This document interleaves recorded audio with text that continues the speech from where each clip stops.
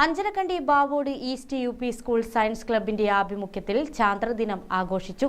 വിദ്യാർത്ഥികൾക്കായി paper rocket നിർമ്മാണം, ചാന്ദ്രദിന quiz, അമ്പിളിപ്പാട്ട് തുടങ്ങിയ പരിപാടികൾ സംഘടിപ്പിച്ചു. ബഹിരാകാശ യാത്രികൻ ശുഭാംശു ശുക്ലയുമായി തിരുവനന്തപുരം വിക്രം സാരാഭായ് സ്പേസ് സെന്ററിൽ വെച്ച് ഓൺലൈനായി സംവദിച്ച എസ്. ശ്രീദർശ് സ്കൂൾ വിദ്യാർത്ഥികളുമായി സംവദിച്ചു.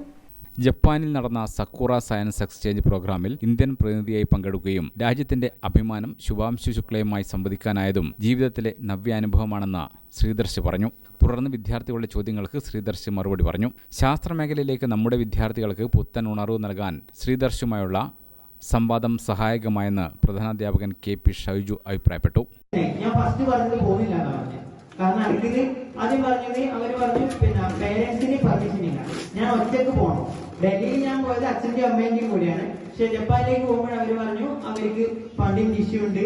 അതുകൊണ്ട് ചാന്ദ്രദിനാഘോഷ പരിപാടിയുടെ ഭാഗമായി കത്തെഴുതൽ മത്സരം, കളറിംഗ് മത്സരം, ഡോക്യുമെന്ററി പ്രദർശനം തുടങ്ങിയവയും സംഘടിപ്പിച്ചു. ചടങ്ങിൽ കെ.പി. ഷൈജു, സുവിത്, ഒ.വി. അനസ്, ഒ.കെ. രേഷ്മ എന്നിവർ സംസാരിച്ചു. ചടങ്ങിൽ ശ്രീദർശിനെ അനുമോദിക്കുകയും ചെയ്തു. ഗ്രാമിക ന്യൂസ്, ചക്കരക്കൽ.